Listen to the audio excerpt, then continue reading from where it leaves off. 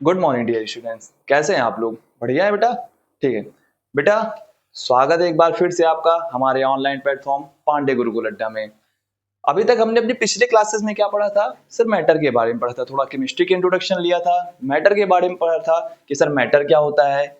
तो हमने जाना कि मैटर क्या है, anything which occupy space and has a mass is known as matter. फिर हमने उसमें और थोड़ा सा डिटेल में पढ़ा था कि सर मैटर को हम दो क्वालिटी के बेसिस में डिवाइड करते हैं। First one is physical quality and second one is chemical quality.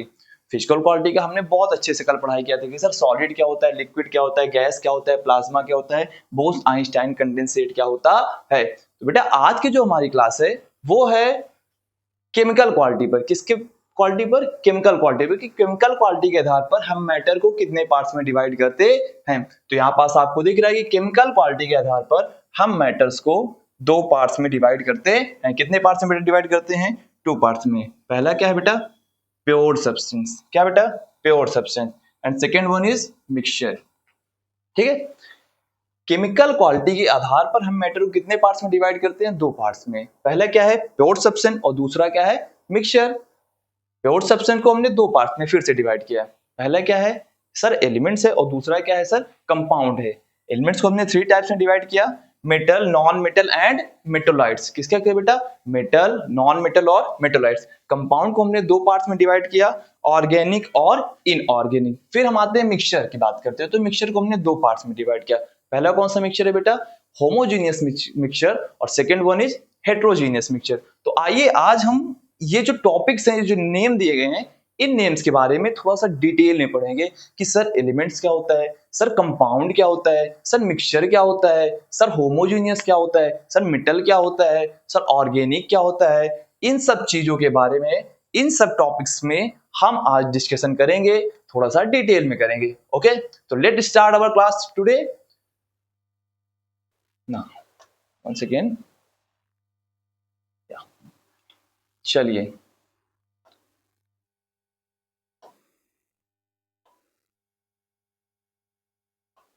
ठीक है, हमारा पहला टॉपिक आ गया है आज का। Sir pure substance. क्या बेटा? प्योर सब्सटेंस क्या होते हैं? प्योर, प्योर का मतलब क्या होता है बेटा? शुद्ध। और सब्सटेंस का मतलब कोई भी पदार्थ, मतलब वो सारी चीजें, वो सारे पदार्थ जो क्या हो, शुद्ध हो, उन्हें हम लोग क्या बोलते हैं? प्योर सब्सटेंस बोलते हैं। इसकी डेफिनेशन क्या है? इन केमिस्ट्री, केमिस्ट्री की भाषा में a pure substance is matter with a definite and constant, what? Different and constant composition consisting of only one type of particles।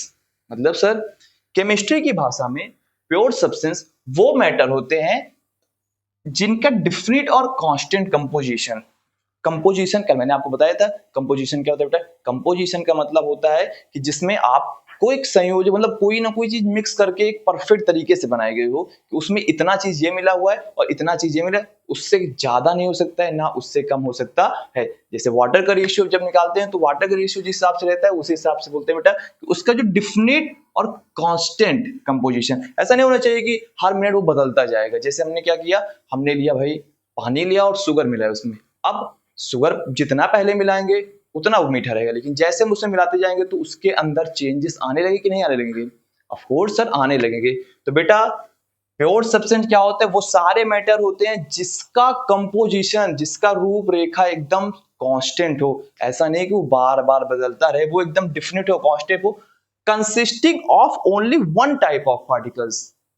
मतलब ये बहुत इंपॉर्टेंट है भाई कि consisting of only one type of particles, मतलब उसके अंदर सिर्फ एक ही प्रकार के पार्टिकल्स होना चाहिए। ऐसा नहीं कि उसमें अलग अलग प्रकार के पार्टिकल्स आपको मिलने लगे, शुगर भी मिला दिया, वाटर भी मिला दिया, और भी इसमें हमको नींबू मिला दिया। नहीं नहीं नहीं नहीं, ऐसा नहीं, ऐसा नहीं।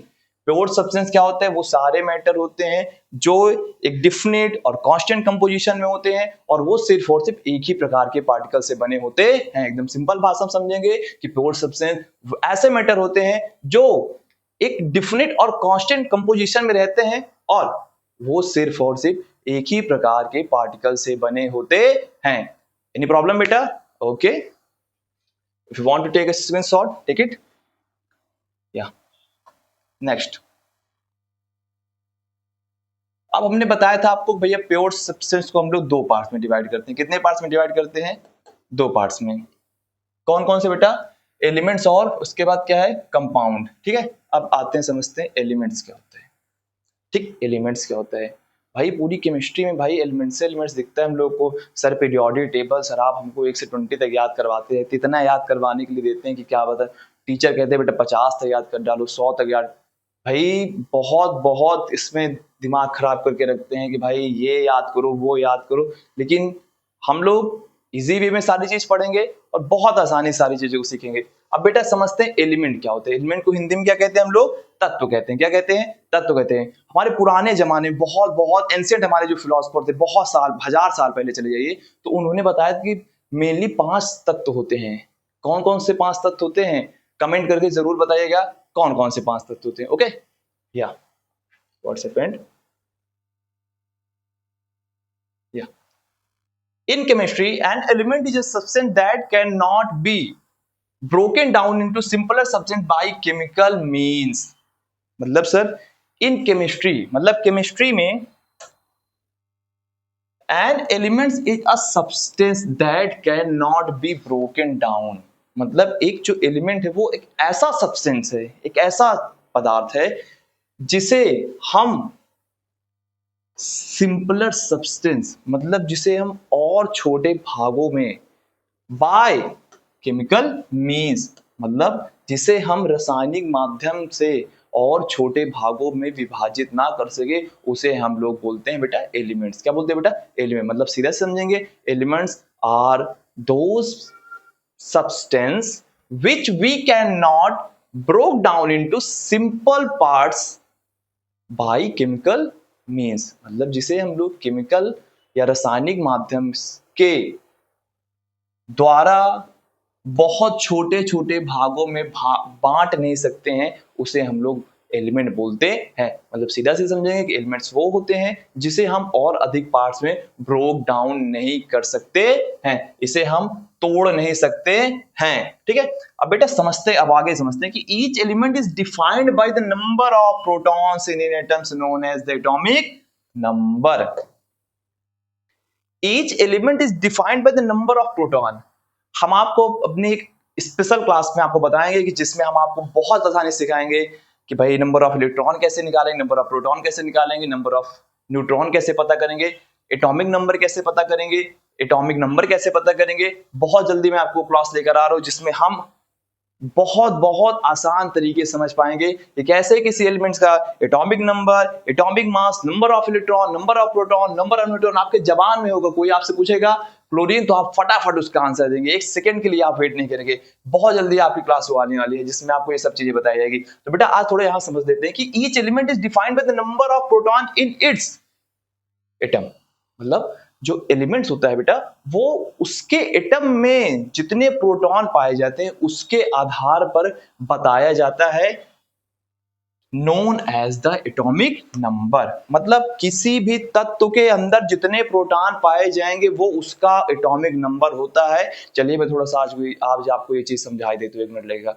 आप सीधा सीधा समझिए, जो एलिमेंट्स के अंदर जिस एलिमेंट के अंदर जितने प्रोटॉन पाए जाएंगे, ये और सिंपल समझना है तो भाई पीरियोडिक टेबल देखेंगे बस। पीरियोडिक टेबल में जो एलिमेंट जितने नंबर पे पाया जाएगा उसके पास उतने ही प्रोटॉन होंगे, उतने ही इलेक्ट्रॉन होंगे और उतने ही उसका एटॉमिक नंबर भी होगा। जैसे हमने कहा हाइड्रोजन, तो बेटा हाइड्रोजन आपने कहा सर फटाक से सर 1 नंबर पे पाया जाता है, तो भैया 1 नंबर पे अगर हाइड्रोजन पाया जाता है तो उसके पास उसका एटॉमिक नंबर 1 होगा, उसके पास इलेक्ट्रॉन 1 होगा, उसके पास प्रोटॉन 1 ही होगा। ऐसा नहीं कि वो अलग अलग हो जाएगी, नहीं भाई 1 ही होगा। तो जो हमारा एलिमेंट होता है वो कैसे हम पता करें कि हमारा एलिमेंट्स को पता करने का सबसे सिंपल तरीका ये होता है कि हम उसको देखेंगे कि उसके पास कितने प्रोटॉन है, और जितने प्रोटॉन होंगे वही यहाँ लिखा है ना बेटा कि known as the atomic number. जितने उसके पास प्रोटॉन होंगे वो उसका एटॉमिक नंबर उतना ही बनेगा। जैसे हमने आपको कहा सर कार्बन, तो आपने फटाक से बताया सर कार्बन तो 6 नंबर पे पाया जाता है, तो 6 नंबर पाया जाएगा तो 6 नंबर उसका एटॉमिक नंबर हो जाएगा,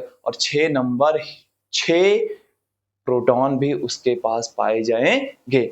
तो एलिमेंट्स क्या होता है, सीधा सीधा समझते हैं कि element is defined by the number of proton in its atom known as the atomic number, मतलब उसके पास जितने प्रोटॉन होंगे वो उसका एटॉमिक नंबर होगा और उसी एटॉमिक नंबर के नाम से वो जाना जाएगा। फिर elements are the fundamental building blocks of matter and organized in the periodic table. फिर कह रहा है बेटा elements are the fundamental building block of a matter, मतलब जो हमारा तत्व होता है ना वही हमारे मैटर को बनाता है। अगर तत्व ना हो तो मैटर बने ही ना।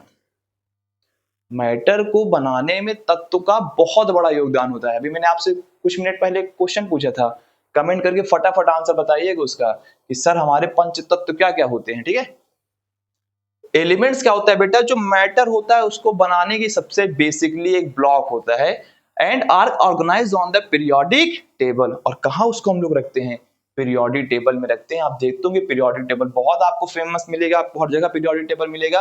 पीरियोडिक टेबल में हम लोग क्या रखते हैं, एलिमेंट्स ही रखते हैं। आप देखते होंगे पीरियोडिक टेबल में हाइड्रोजन, हीलियम, लिथियम सब चीज उसमें लिखा रहता है बेटा। तो वो एलिमेंट्स क्या होते हैं, ये मैटर का एक जो मैटर बनता है उसका सबसे फंडामेंटल ब्लॉक होता है और इसे हम लोग कहाँ रखते हैं, सर पीरियोडिक टेबल में रखते हैं। फिर क्या रहा है बेटा, each element is made up of atom that have the same number of proton in their nucleus. कह रहा है जितने भी एलिमेंट्स होते हैं उसके पास जितने भी उसके एटम में, उसके न्यूक्लियस में प्रोटॉन पाए जाएंगे वो उसी से बनता है।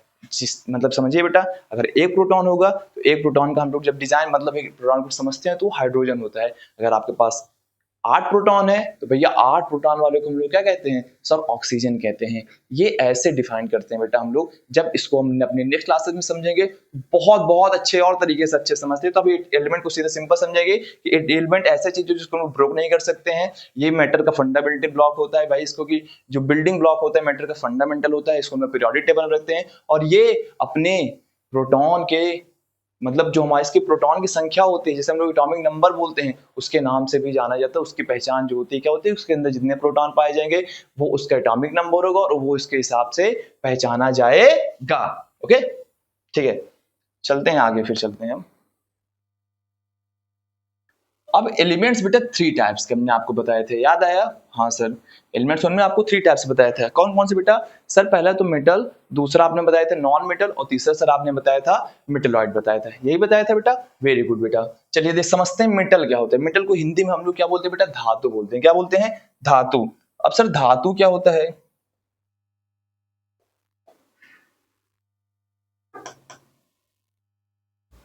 मेटल। मेटल को हिंदी में क्या बोलते हैं बेटा? धातु बोलते हैं। once again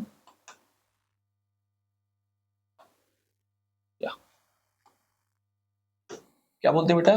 धातु।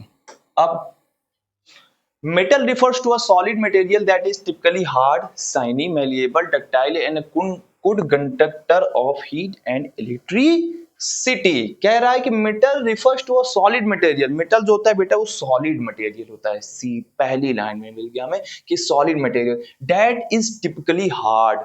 हार्ड का मतलब क्या हो बेटा? कठोर। सिनी, malleable, सिनी का मतलब होता है चमकदार, डक्टाइल मतलब and a good conductor of heat and electricity, मतलब हम उसको पीट सकते हैं, ठोक सकते हैं। सोना हुआ, सोना ऐसे होगा, उसको हम लोग ठोक ठाक इधर उधर करके उसको पिघला कर उसका हम लोग उसका जो रूप होगा, मान लीजिए आप झुमका है, उस झुमको को चेंज करके हम लोग कुछ भी बना सकते हैं। तो ये इसके अंदर गुण होता है। और सबसे अच्छा गुण इसका क्या होता है बेटा, कि इसके अंदर इलेक्ट्रिसिटी बहुत अच्छे से पास होती है। इसको हम लोग मेटल को फिजिक्स की भाषा में बोला जाए तो it is a good conductor of electricity. और इसको हम लोग ये भी बोल सकते हैं कि भैया ये इलेक्ट्रिसिटी को पास करने का महारत हासिल है इसके पास। बिल्कुल एकदम डॉन आदमी भाई ये। आप लाइट वाइट से अगर खेलना होगा तो लोहा हुआ पकड़ के जाओ, लाइट में बढ़िया बोर्ड वोर्ड में बढ़िया लोहा लगा दो ऐसे। अरे नहीं भाई, फिर समझ में आ जाता है कि इलेक्ट्रिसिटी इसमें पास होती कि नहीं पास होती। चेक करना है, चेक नहीं करना है घर में जाके सर ने बोल दिया है चलो चेक कर लेते हैं, नहीं भाई चेक नहीं करना है। ठीक है, अभी बस समझते हैं इतना कि जो हमारा मेटल होता है ये इलेक्ट्रिसिटी का बहुत अच्छा कंडक्टर होता है, हार्ड होता है, चमकदार होता है और डक्टाइल मैलिएबल भी होता है। फिर कह रहा है केमिकली अब इसको समझ लेते थोड़ा सा, तो हमने इसको फिजिकली गुड समझ लिया भाई कि अच्छा बाहर से बहुत अच्छा दिखता है, चमकदार होता है, ठोक के पीट सकते हैं, इधर बढ़ा सकते हैं, कुछ भी कर सकते हैं, इलेक्ट्रिसिटी पास हो सकती है। अब केमिकली केमिस्ट्री के हिसाब से क्या है, metals are elements that readily lose electron to form positive ion cation। Sir जितने बेटा मेटल होते हैं ना, इनके अंदर सबसे अच्छा गुण ये होता है कि ये इलेक्ट्रॉन लूज करना बहुत अच्छे से जानते हैं। क्यों लूज करना जानते हैं? क्योंकि इन्हें अपना ऑक्टेट पूरा करना होता है। ऑक्टेट का मतलब क्या होता है बेटा, अभी मैं आपको जब आगे समझाऊंगा ऑक्टेट मतलब क्या होता है, तब आपको और अच्छे समझ में आएगा। ये क्या करते हैं, ये ऑक्टेट पूरा करने के लिए अपने पास से इलेक्ट्रॉन फटाक से किसी को दान दे देते हैं। राजा साहब एकदम फटाक से फेंक दिए, भैया जाओ। इनके अंदर टेंडेंसी बहुत अच्छा गुण होता है कि ये इलेक्ट्रॉन को भैया लूज करना बहुत अच्छे से जानते हैं, बहुत अच्छे से लूज कर देते हैं अपने। भैया सोडियम वोडियम तो एकदम पहले से रेडी रहते हैं, कोई आए फटाक से भैया लूज के इलेक्ट्रॉन। तो इनके अंदर एक बहुत अच्छा गुण होता है बेटा क्या, कि ये इलेक्ट्रॉन को लूज करना जानते हैं। और जब कोई एलिमेंट इलेक्ट्रॉन लूज करता है, क्या करता है बेटा, इलेक्ट्रॉन लूज करता है, तब वो बनाता है आयन। तब वो क्या बनता है बेटा, आयन बनता है। और आयन हमारे दो टाइप्स के होते हैं, पहला होता है कट आयन, दूसरा होता है एनायन। क्या होता है बेटा, पहला कट आयन और एनायन। कटायन क्या होता है, जितने पॉजिटिव चार्ज होते हैं, जितने भी पॉजिटिव चार्ज आपको में मिलेंगे उन्हें हम लोग बोलते हैं कटायन। जैसे यहाँ पास लिखा है आपको, to form positive ions, bracket में क्या कटायन, मतलब वो सारे एलिमेंट जो इलेक्ट्रॉन लूज करें, क्या करें बेटा, इलेक्ट्रॉन लूज करें, उसे हम लोग क्या कहते हैं, कटायन कहते हैं। और जितने एलिमेंट इलेक्ट्रॉन गेन करें वो होता है अनायन। हम अभी आगे समझते हैं इसको जस्ट अभी बहुत अच्छे से। तो मेटल क्या होता है, ये इलेक्ट्रॉन लूज करने की इनकी बहुत अच्छी टेंडेंसी होती है, इलेक्ट्रॉन फटाक से लूज करते हैं। और इलेक्ट्रॉन लूज करने के बाद क्या बनाते हैं बेटा, ये एक पॉजिटिव आयन बनाते हैं, इसको हम लोग क्या बोलते हैं, cation. And typically have a lustrous appearance, high electrical and thermal conductivity and are malleable and ductile. भी हमने समझा कि भाई इनके अंदर बहुत अच्छा गुण होता है इलेक्ट्रिसिटी पास करने का। लस्ट्रस मतलब वो तो बहुत चमकदार होते हैं, आप अच्छे से इनको देखिए चमकदार होते हैं, इनको बहुत अच्छी इनके अंदर कंडक्टिविटी भी होती है, लाइट पास इलेक्ट्रिसिटी पास करने की बहुत अच्छी कंडक्टिविटी होती है। तो मेटल का होता है, सीधे समझते हैं, एक सॉलिड मटेरियल्स होते हैं जिसके अंदर इलेक्ट्रिसिटी पास होने की बहुत अच्छी है। ये शाइनी होते हैं, मैलिएबल होते हैं, डक्टाइल होते हैं एंड कंडक्ट गुड इलेक्ट्रिसिटी। और ये एलिमेंट्स को क्या करते हैं, सॉरी ये एलिमेंट्स क्या होते हैं, जो इलेक्ट्रॉन लूज करते हैं। इलेक्ट्रॉन लूज करके बेटा क्या बनाते हैं, सर कटायन बनाते हैं। क्या बनाते हैं बेटा, कटायन बनाते हैं। ओके, तो मेटल में कोई दिक्कत तो नहीं। ओके नेक्स्ट, अब मेटल के बाद आता है अपना नॉन मेटल। क्या आता है बेटा, नॉन मेटल। अब सर नॉन मेटल क्या होता है, थोड़ा इसको समझ लेते हैं बेटा। नॉन मेटल क्या होता है, a non metal is a chemical element that lakhs the typical properties of a metal such as being lustrous, a good conductor of heat and electricity and malleable। Non metal क्या होता है भैया, वो सारे गुण जो मेटल के पास हो इसके पास नहीं रहेगा। जैसे घर में दो भाई होते हैं ना भाई, देखते हो कि दो भाई में गुण कभी मैच नहीं करते। बड़ा भाई एकदम थोड़ा शरीफ एकदम सज्जन होगा और दूसरा एकदम रौद्र रूप रखेगा, एकदम डॉन जैसे बना रहेगा, जहां भी होगा वहां भी एकदम उछलता कूदता रहेगा। तो मेटल के अंदर जितने भी गुण पाए जाएंगे वो नॉन मेटल के अंदर गुण नहीं पाए जाएंगे। कह रहा है सीधा सीधा तरीके कि that lakhs the typical properties of metal, जिसके अंदर मेटल के गुण नहीं पाए जाएंगे। सच एज बीइंग लस्ट्रियस, जो चमकदार ना हो। A good conductor of heat and electricity, जिसके अंदर इलेक्ट्रिसिटी पास ना हो, उसे हम लोग क्या कहेंगे, नॉन मेटल कहेंगे। सीधा सीधा समझेंगे कि वो सारे एलिमेंट्स जिसके अंदर मेटल के गुण नहीं होते हैं, जिसमें इलेक्ट्रिसिटी नहीं पास होती है, मैलिएबल नहीं होंगे, वो सारे क्या होते हैं बेटा, नॉन मेटल होते हैं। They are typically poor conductor of heat and electricity and often gases और ब्रिटल सॉलिड्स। कह रहा है बेटा ये जो इलेक्ट्रिसिटी होती है उसको अपने अंदर पास नहीं करते हैं, बिल्कुल भी पास करते ही नहीं है। It is a bad conductor of electricity. Metal is a good conductor of electricity, non-metal is a bad conductor of electricity. That's the beautiful difference between these two elements. और ये ज्यादातर गैसेस होते हैं और ब्रिटल सॉलिड होते हैं, मतलब हल्के फुल्के सॉलिड होते हैं ये, ठीक है बस। फिर कह रहा है non metal are elements that gain electron to form negative ions. Non metal बेटा वो सारे एलिमेंट्स होते हैं जो इलेक्ट्रॉन गेन करते हैं। क्या करते हैं, गेन करते हैं। और हमने अभी आपको बताया था कि जो इलेक्ट्रॉन गेन करते हैं उन्हें हम लोग क्या बोलते हैं, एनायन बोलते हैं। क्या बोलते हैं, एनायन। और बेटा एनायन जो होता है वो निगेटिव आयंस होते हैं, या निगेटिव चार्ज आयन बोलते हैं इनको हम लोग। क्या बोलते हैं बेटा, निगेटिव चार्ज आयन बोलते हैं। तभी मैंने समझा कि आयन अपने दो प्रकार के होते हैं, एक कटायन होता है, दूसरा एनायन होता है। कटायन क्या होता है बेटा, पॉजिटिव चार्ज होते हैं एलिमेंट, जितने भी पॉजिटिव चार्ज, जो इलेक्ट्रॉन लूज करते हैं वो पॉजिटिव होता है और जो इलेक्ट्रॉन गेन करते हैं वो निगेटिव होता है। जैसे समझिए आप किसी को दान देंगे तो उसकी नजर में आप महान होंगे, तो उसकी नजर में आप प्लस हुए ना, तो जो दान देता है ना वो प्लस होता है, और जो ले रहा है, भले ले रहा है वो, लेकिन वो थोड़ा सा माइनस में आता है बेचारा, क्योंकि थोड़ा सा समझिए उसकी फीलिंग को, ठीक है। तो जो इलेक्ट्रॉन देता है वो प्लस होता है और जो इलेक्ट्रॉन लेता है वो माइनस होता है। प्लस वाले को कैटायन बोलते हैं, माइनस वाले को एनायन बोलते हैं। Okay, any problem? ठीक है, बस सीधे डिफरेंस समझेंगे मेटल और नॉन मेटल में। Metal are good conductor of electricity, non metal are the bad conductor of electricity. Metal have tendency to lose electron and non-metal has a tendency to gain electron. Metal forms cation, non-metal form anion. Okay, next. Metalloids. अब भैया metalloids क्या होते हैं? ये भैया बीच वाले हैं। क्या है भैया? बीच वाले हैं। न ये इधर रहते हैं और न ये इधर रहते हैं, बीच में अटके रहते हैं। कुछ गुण इनके लिए रहेंगे और कुछ गुण इनके लिए रहेंगे, मतलब कुछ गुण इनके अंदर मेटल के पाए जाएंगे तो कुछ गुण इनके अंदर नॉन मेटल के भी पाए जाएंगे। ये भैया इनके अंदर दोनों चीज खूबी मिलेगी आपको, मेटल की भी खूबी मिलेगी और नॉन मेटल की भी खूबी मिलेगी। कह रहा है कि metalloids are chemical element that have properties that fall between those of metal and non metal. अभी मैंने बताया ना आपको कि इसके अंदर दोनों गुण पाए जाएंगे। कौन कौन से? मेटल के भी गुण पाए जाएंगे और नॉन मेटल के भी गुण। They are also known as semi metal. इन्हें हम लोग मेटलॉइड भी बोलते हैं प्लस सेमी मेटल भी कहते हैं। क्या कहते हैं बेटा? सेमी मेटल भी कहते हैं। These elements exhibit characteristics of both metal and non-metal, making them unique and useful in various applications, particularly electronic।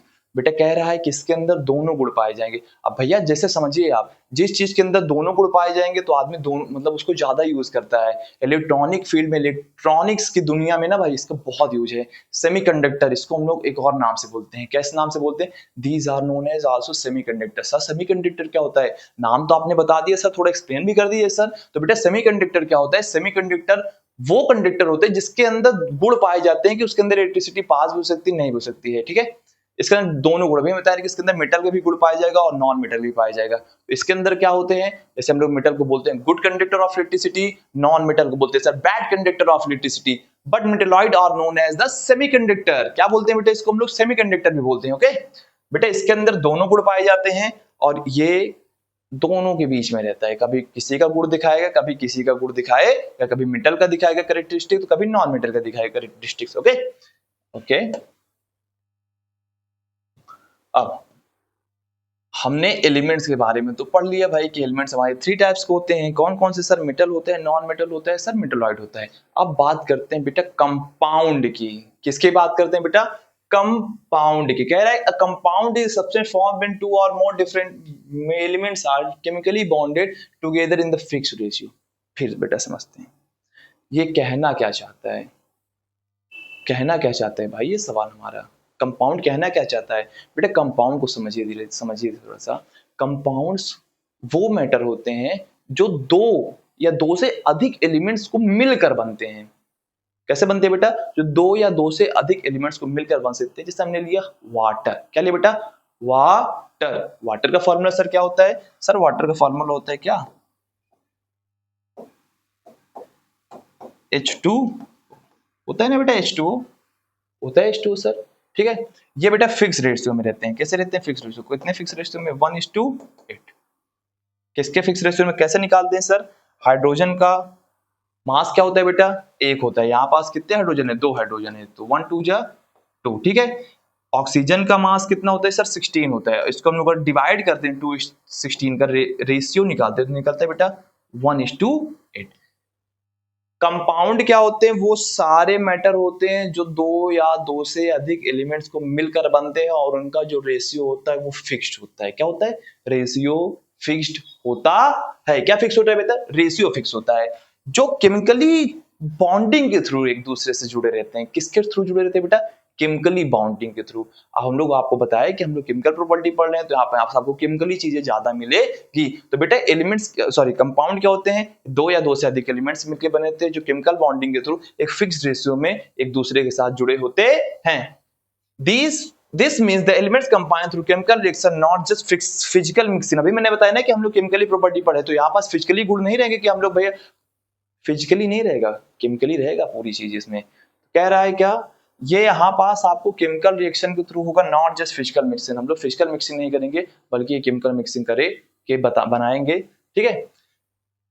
Compound क्या होता है, जब दो या दो से अधिक एलिमेंट्स एक दूसरे के साथ केमिकली बॉन्डिंग के थ्रू जुड़ते हैं एक फिक्स्ड रेशियो में, उसे हम लोग क्या बोलते हैं, केमिक कंपाउंड बोलते हैं। क्या बोलते हैं बेटा, कंपाउंड बोलते हैं। Okay, next.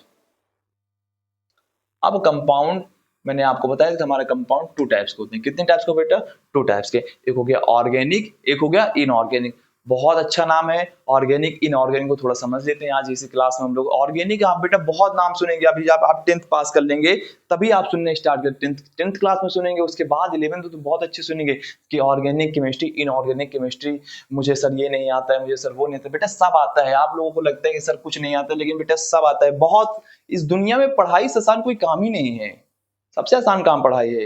लेकिन मन लगे तब ना भाई। मन किस में लगा हुआ है, मन तो लगा हुआ है कहीं और, तो पढ़ाई पे ध्यान थोड़ी जाएगा अभी।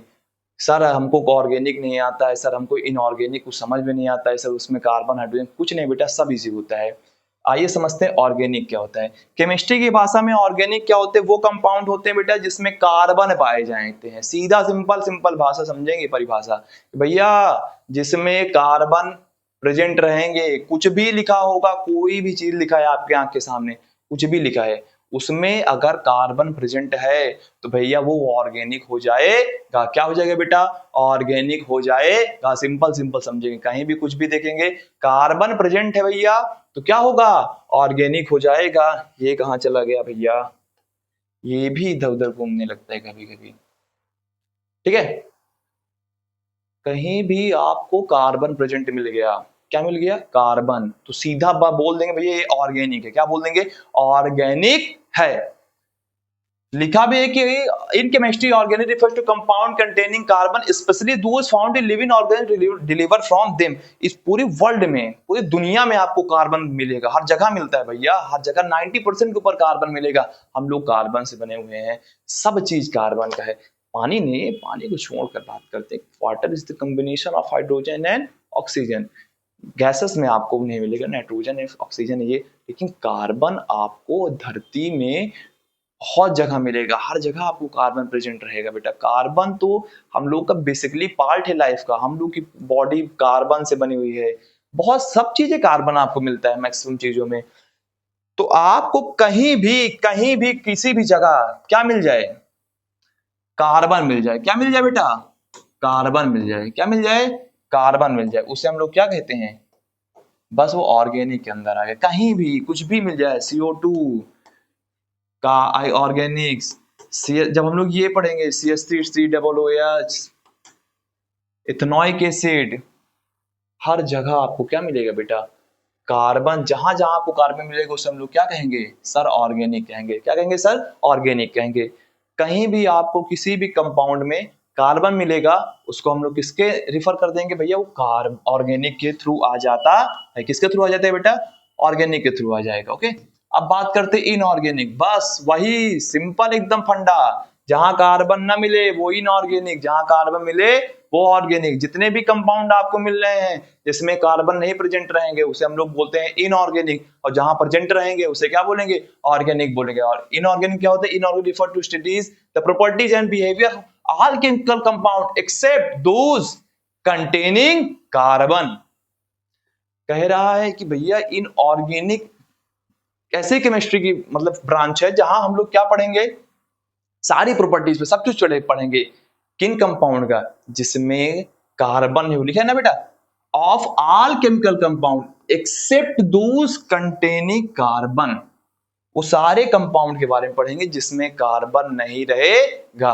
उसे हम लोग किसके अंदर लगाएंगे भैया, इनऑर्गेनिक के अंदर लगाएंगे। किसके अंदर लगाएंगे, इनऑर्गेनिक। इनऑर्गेनिक को सीधा समझेंगे भाई, इनऑर्गेनिक क्या होता है सर, जहां पास कार्बन प्रेजेंट ना हो उसे हम लोग क्या बोलेंगे, इनऑर्गेनिक। जहां पास कार्बन प्रेजेंट हो उसे हम लोग क्या बोलेंगे, ऑर्गेनिक बोलेंगे। बेटा कोई दिक्कत तो नहीं, ओके। बस वही सिंपल भाई, बस एकदम सिंपल है। ऑर्गेनिक कार्बन, इनऑर्गेनिक कार्बन नहीं रहेगा, बस और क्या इसमें दिमाग लगाना है अपने को। अब आते हैं भैया मिक्सचर पे आते हैं। किसमें आते हैं भैया? मिक्सचर। अब सर मिक्सचर क्या होता है थोड़ा समझते हैं। मिक्सचर नाम से ही पता चल रहा है, मिक्सचर मतलब होगा जहां पास कुछ ना कुछ चीज क्या होगा, मिला होगा। ठीक है, जैसे लिखा हुआ है कि a mixture is a combination of two or more substance that are physically combined but not chemically bonded. Mixture क्या होता है? मिक्सचर एक, दो या दो से अधिक पदार्थों का एक ऐसा कॉम्बिनेशन, एक ऐसा कॉम्बिनेशन है जो फिजिकली बना रहेगा बट केमिकली नहीं रहेगा। केमिकली नहीं रहेगा, फिजिकली जुड़ेगा। फिजिकली जुड़ेगा और उसके जो मॉलिक्यूल्स होंगे वो जुड़ सकते हैं। अभी उसको बताऊंगा कि किसमें मॉलिक्यूल्स आपस में मिल जाते हैं, किसमें नहीं मिलते हैं। ठीक है बेटा, समझते हैं मिक्सचर क्या होता है। कोई भी चीज होगा, आप कुछ भी घर पे खुराफात करते रहते हैं, कोई भी दो चीज आपने मिक्स किया। बचपन में हम लोग बहुत अच्छे से भैया पानी लेते थे, उसमें बाल उल मिला के खुद देखते थे। वो सारी चीजें किसमें कहलाते हैं? मिक्सचर कहलाता है। क्या कहलाता है बेटा? मिक्सचर कहलाता है। A mixture is a combination of two or more substances that are physically combined but not chemically bonded. क्या होता है बेटा? जो फिजिकली बंधे होंगे एक दूसरे से, केमिकली नहीं बनेंगे, हम लोग उसको करेंगे। क्या होता है बेटा? वो मिक्सचर कहलाता है। अब मिक्सचर हमारे दो टाइप्स के होते हैं। कौन कौन से बेटा? एक सर होता है होमोजीनियस और सर एक और कोई होता है हेट्रोजीनियस। क्या होता है सर? एक होमोजीनियस होता है और एक हेट्रोजीनियस होता है। बेटा होमोजीनियस मिक्सचर क्या होता है थोड़ा समझते हैं। होमोजीनियस मिक्सचर कह रहा है homogeneous is a mixture where the composition is uniform through out.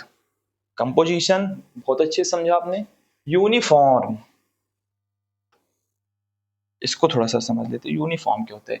Uniform का मतलब बेटा होता है कि आप उसको हर जगह कॉन्टिन्यूअस करते हैं। हर जगह आप एक ही तरीके से देखेंगे, ऊपर देखेंगे तब भी, नीचे देखेंगे तब भी, दाएं देखेंगे तब भी, बाएं देखेंगे तब भी। अब यूनिफॉर्म आपने बहुत अच्छे पे यूनिफॉर्म वेलोसिटी। यूनिफॉर्म वेलोसिटी मतलब होता है कि हम एक ही स्पीड से चले जा रहे हैं, चले जा रहे हैं, चले जा रहे हैं, चले जा रहे हैं। इसी तरह हमारी जिंदगी में होता है बेटा। अगर हम एक ही तरीके से मतलब बिल्कुल मन लगा के पढ़ाई करते हुए चले जाएंगे, उसकी अपनी स्पीड को एकदम बराबर रखते चले जाएंगे। अगर हम पढ़ रहे हैं 3 घंटा तो डेली 3 घंटा हम पढ़ते जाएंगे, तो एक दिन जरूर आपके सारे ड्रीम्स पूरे होंगे।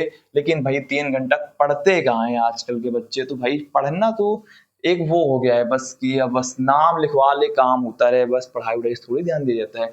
फिर बेटा कह रहा है कि homogeneous mixture is type of mixture where the composition is uniform throughout. जहां पास जो मिलावट होगी, जो उनका कंपोजिशन मतलब क्या होगा, संग मतलब जितनी चीजें मिली रहेगी वो हर जगह एक समान रहेगा। जैसे कैसे सर? जैसे घर पे हम लोग भाई बताया गर्मी का सीजन था, घर पे गए, पानी लिया हमने गिलास, उस पानी के गिलास में हमने शुगर डाला। क्या डाला बेटा? शुगर डाला। जैसे हमने शुगर डाला, अब उस शुगर को हमने मिक्स किया। क्या किया सर? मिक्स किया। मिक्स किया हमने।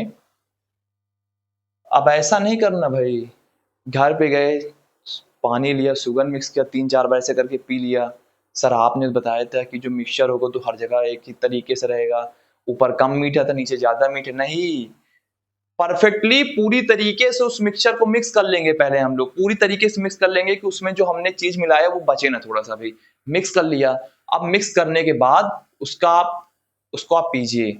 आप देखेंगे कि जो आपने उसको ड्रिंक लिया है, जो आपने उसको पिया है, वो हर जगह एक ही समान मीठा होगा। ऐसा नहीं कि ऊपर थोड़ा कम होगा, बीच में ज्यादा होगा, नीचे और नहीं। अगर हम अच्छे से उसको मिक्स करेंगे तो वो हर जगह एक ही समान आपको मिठास प्रोवाइड करेगा। तो बेटा होमोजीनियस मिक्सचर वो सारे मिक्सचर होते हैं जहां पास आप हर जगह सेम अमाउंट के मॉलिक्यूल्स को सेम तरीके से पाएंगे। फिर this means that the different substances that make up the mixture are evenly distributed and you cannot distinguish the individual components by simply looking at the mixture। अब बेटा ये क्या कह रहा है? कह रहा है कि आप उस मिक्सचर को अपने आंखों से देखकर ये नहीं बता सकते हैं कि उसको आप अलग अलग नहीं कर सकते कि भैया यहाँ चीनी की मात्रा है, यहाँ पानी है। नहीं, आप नहीं बता सकते हैं। आप उसको सिर्फ और सिर्फ समझ सकते हैं कि भैया इसमें मिला हुआ है। आप उसको अपनी आंखों से देखकर, फिजिकली देखकर नहीं बता सकते हैं कि ये इसमें अलग है या इसमें ये अलग है। होमोजीनियस मिक्सचर सिंपल समझते हैं, वो सारे मिक्सचर होते हैं बेटा जहां पास जो मिक्सचर बनेगा आपके हर एक पार्ट में उस सेम कंपोजिशन के साथ मिलेगा। कहीं भी बदला नहीं रहेगा कि ऊपर ज्यादा रहेगा नीचे ज्यादा, कुछ नहीं, हर जगह वो बराबर मिलेगा। फिर एक लास्ट लाइन है कि in homogeneous mixture the ratio of component is the same at any given point within the mixture. अभी मैंने आपको समझाया कि उस मिक्सचर में हर जगह आपको सेम सेम सेम कंपोनेंट हर जगह मिलेगा, कहीं कम और कहीं ज्यादा नहीं होगा, हर जगह क्या मिलेगा, सेम सेम मिलेगा। ठीक है, कोई दिक्कत तो नहीं। फिर समझ लेते हो होमोजीनियस मिक्सचर क्या होता है, जहां पास आपको जो मिक्सचर रहेगा उसमें आपके जो मॉलिक्यूल्स होंगे वो हर जगह एक ही सेम कंपोनेंट में पाए जाएंगे। ठीक है, अब आगे चलते हैं हेट्रोजीनियस मिक्सचर। सर ये क्या होता है? एकदम सिंपल, उसका बस उल्टा ही करना है भाई, बस भैया यहाँ पास हर जगह वो एक ही समान नहीं पाए जाएंगे। क्या बेटा, जो उसका कॉम्बिनेशन बनेगा वो एक ही प्रकार नहीं पाया जाएगा। कह रहे हैं हेट्रोजीनियस मिक्सचर या type of mixture where the components are not evenly distributed and have visibly distinct phases. कह रहा है कि जो हमारे उसमें एलिमेंट्स में जो उसमें कंपोनेंट्स रहेंगे वो हर जगह सेम मात्रा में ना तो बटे रहेंगे और वो हमें हर जगह दिखते रहेंगे। जैसे सबसे सिंपल एग्जांपल, पानी लीजिए, पानी में बालू मिला दीजिए, अब आपको आपकी आंखों से दिख रहा है बालू यहाँ तक है, पानी यहाँ तक है, अब वो क्या हर जगह सेम अमाउंट में मिक्स है बेटा? नहीं सर, वो सेम अमाउंट में मिक्स नहीं है, तो उसे हम लोग क्या बोलते हैं, heterogeneous mixture. In simpler term you can see the different part of the mixture with the naked eye or under a microscope. अभी मैंने बताया कि आप उसको अपनी आंखों से माइक्रोस्कोप में भी देख सकते हैं कि इसके मिक्सचर एक समान मिले नहीं हुए, कहीं कम है, कहीं ज्यादा है, कहीं इतना रखा हुआ है, कहीं कुछ रखा हुआ है। Unlike homogeneous mixture where the composition is the same throughout, heterogeneous mixture are varying composition in different parts। कह रहा है बेटा, वो एक सेकेंड थोड़ा सा ऊपर कर दूं, हाँ, कह रहा है कि होमोजीनियस की मिक्सचर की तरह नहीं, इसमें क्या होता है, जो कंपोजिशन होगा वो हर जगह सेम नहीं होगा। यहां फिर समझिए, होमोजीनियस अनलाइक होमोजीनियस मतलब होमोजीनियस मिक्सचर की तरह, where the composition is the same throughout, जहां जो हमारा कंपोजिशन होगा हर जगह सेम होगा। Heterogeneous mixture have varying composition in different parts. कह रहा है कि जो हमारा हेट्रोजीनियस मिक्सचर होगा इसमें अलग अलग पार्ट्स में अलग अलग प्रकार के कंपोजिशन आपको दिखेंगे। ठीक है बेटा, बस सिंपल सिंपल है कि होमोजीनियस मिक्सचर क्या होता है, जहां पर जो कंपोजिशन बनेगा वो हर जगह सेम सेम रहेगा, और यहाँ पर जो कंपोजिशन बनेगा वो हर जगह सेम सेम नहीं रहेगा। इसको हम लोग अपने आंखों से देख सकते हैं कि भाई ये मिक्स नहीं, ये आंखों देख सकते हैं, माइक्रोस्कोप के थ्रू भी देख सकते हैं। तो बेटा हमारा टॉपिक हमने अभी आपको पूरा चीज समझाया, फिर से एक बार रिवाइज कर लेते हैं कि हमने क्या क्या पढ़ा आज। मैटर के बारे में हमने पढ़ लिया था, फिजिकल क्वालिटी आपको बता दिया था, solid liquid gas plasma boost Einstein condensate आपने पढ़ा था। आज हमने केमिकल क्वालिटी में क्या क्या सीखा बेटा, प्योर सब्सटेंस क्या होता है, एलिमेंट्स क्या होता है, एलिमेंट्स के थ्री टाइप्स हमने पढ़ा, मेटल, नॉन मेटल, मेटलॉइड, फिर हमने कंपाउंड पढ़ा, ऑर्गेनिक पढ़ा, इनऑर्गेनिक पढ़ा, फिर हमने मिक्सचर पढ़ा, होमोजेनियस मिक्सचर पढ़ा और हेट्रोजेनियस मिक्सचर पढ़ा। तो बेटा आज का टॉपिक हमारा यहीं पास खत्म होता है, मिलते हैं आपको नेक्स्ट क्लास में, तब तक के लिए टेक केयर, और हाँ वीडियो को जरूर देखें और नोटिफिकेशन ऑन रखें। मिलते हैं आपको फिर से हमारे ऑनलाइन प्लेटफॉर्म पांडे गुरुकुल अड्डा में। Thank you.